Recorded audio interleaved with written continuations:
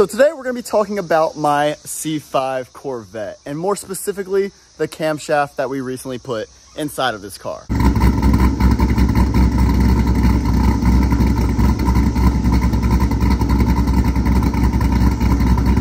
Now, a lot of you have been asking me how the drivability's been since putting a cam in the C5, and you've also been asking me stuff like if it's worth it versus stock, if I can really feel the horsepower, and also any issues that I've had. So hopefully today I'm going to be answering some of those questions and maybe even convincing you to put a cam in your C5. Now, the camshaft that we put inside of this car is a BTR Stage 3 cam. As far as head work, we did not port the heads or really do anything other than put new valve springs in and the trunnion upgrade for the rockers. Now, I've had zero issues out of the C5 since putting the cam in this car. And guys, if you're on the fence about getting a cam for your C5, go ahead and do it, because you can absolutely feel the power change. This car definitely picked up a good bit of horsepower, although we don't know how much exactly yet because I have yet to put this car on the dyno, so we still have to do that. But if I had to guess, this car's probably making around 400 horsepower to the wheels.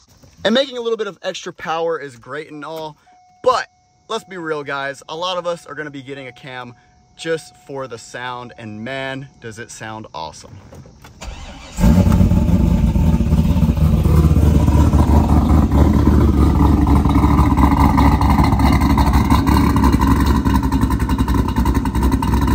I don't know about you guys, I can listen to that literally all day long. It is just awesome.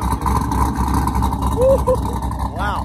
Now, since I did put a fairly aggressive cam in my C5, people just assume that this car is awful to drive now. They think the drivability is just not there, and that's oftentimes why people go with a smaller cam in their car. Well, I'm here to tell you that the drivability is still fairly good in this car, honestly, and we're about to drive it just so you guys can see what I'm talking about. Now, here we are in the C5, guys, and hopefully you guys are going to be able to see that the drivability is not really compromised by a big cam in this car. The only time that it's really changed is stopping and going, and then very, very low speed, like crawls in a parking lot. It's just one of the trade-offs that you have with a big cam. You gain a lot of power up top, you lose a little bit of drivability way, way down low.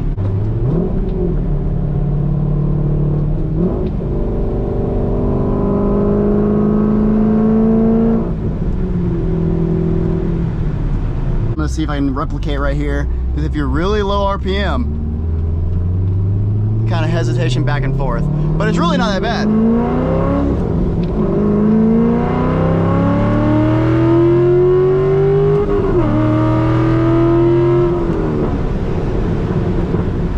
Woo!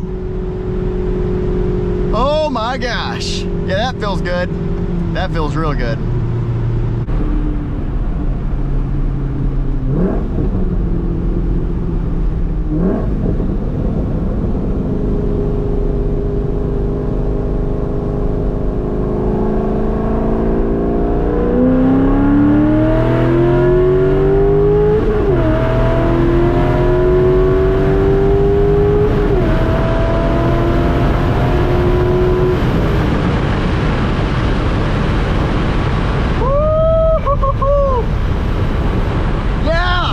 That's a lot better than stock, dude.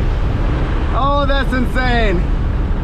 That is absolute. That is so fast. That is so. You would never expect that out of this car. Oh my gosh.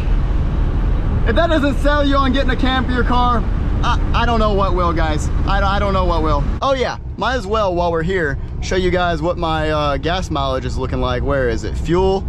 My average mile per gallon is 15.9, but I will say this, whenever you're just cruising around on the interstate, I've gotten like 22 on average, so it's really not that much worse than stock. I know stock I was getting probably like 28 or 29 if I was really cruising and being light on the throttle, so it's really not that much worse, but obviously you're going to expect a decline in fuel mileage with doing performance mods, so you know, whatever. So overall, guys, if you're looking to add a lot more power and make your Corvette sound a lot better, go ahead and get a cam for it. It's 100% worth it, and it's probably the best bang for your buck mod that you can do to these cars. Also, just to mention, this car is now my fastest car. That's right, my C5 Corvette with cam, headers, and a cold air intake is faster than my 2023 C8 Corvette. There's a video on my channel where we roll race these cars, and yeah, spoiler alert, the C5 won. Obviously it was for my roll. If we did a dig, this car would completely wax the C5. Anyways guys, that is it for today's video. Be sure to leave a like on the video, and I will see you guys in the next one.